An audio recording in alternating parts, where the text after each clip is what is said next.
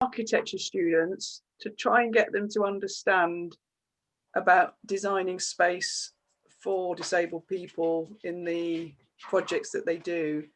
And it's because I think you want them to understand more than just functional access, and also to understand about when they're designing spaces or architectural environments, very often they're retrofitting. So they design a space from the perspective of, you know, that they're often young, able-bodied people, not always, and they're designing a space, this ideal space, but they're not necessarily aware of lots of issues they could really be thinking about.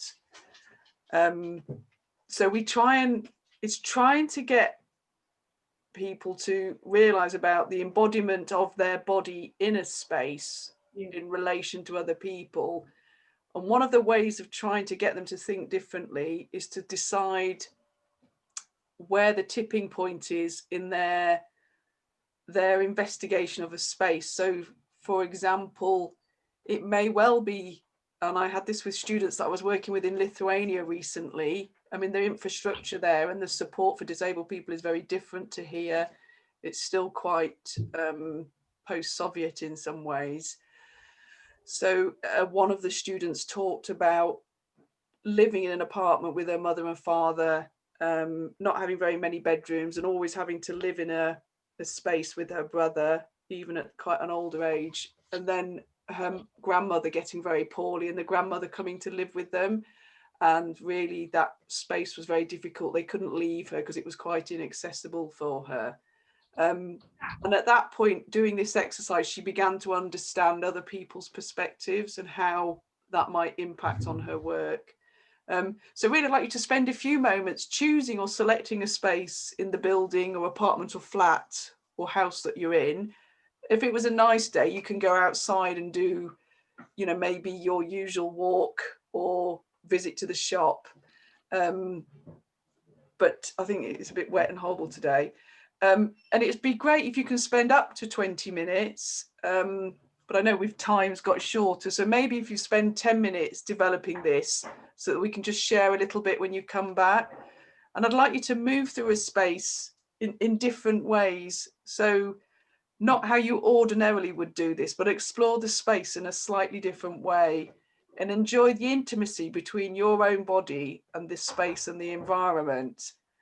So that might mean, and you can decide some of these things, you don't have to do all of them.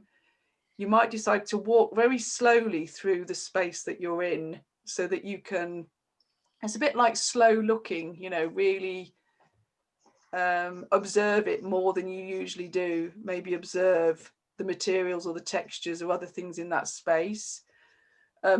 Sometimes when I'm working with young architecture students, because they are so fit and agile, we might ask them to carry 2 chairs in or out of their space and down to the shops, because it's only at that point when it becomes quite difficult for them that they can relate to how an older person might move through that space, or a wheelchair user might work through that space, or a blind person. But what I never want them to do is to simulate the impairment. It's not about that.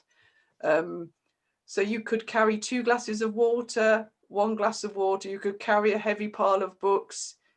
Some people choose to crawl through the space or lie down in the space and observe the space. So those are the different ways you might decide to do it. You can use the ones I've suggested, or you can think of another way you might want to do that. As you move through the space and around it, you know, really do observe it. And then I've listed 5 points. And again, it's entirely up to you. You don't need to do all 5. You could pick 1 or 2. But I'd like you to describe the space through touch. So write about it or photograph the bits of texture or the things that smooth surfaces. So you create this series of connecting words or connecting images.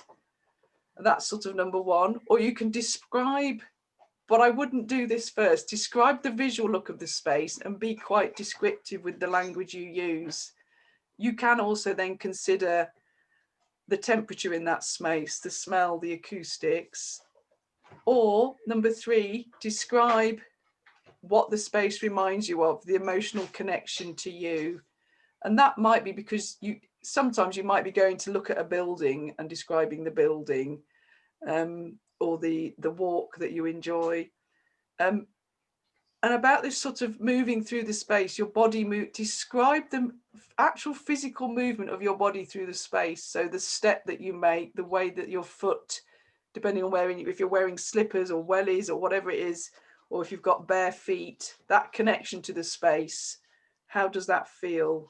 What does that mean? How do you move through that space?